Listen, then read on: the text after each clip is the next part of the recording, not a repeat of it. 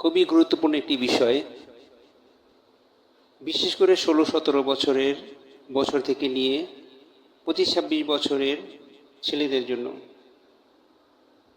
এ সময় দেখা যায় অনেকের স্বপ্নদোষ হয়, যা নিয়ে তারা খুবই চিন্তায় পড়ে যায়, খুবই চিন্তিত হয়।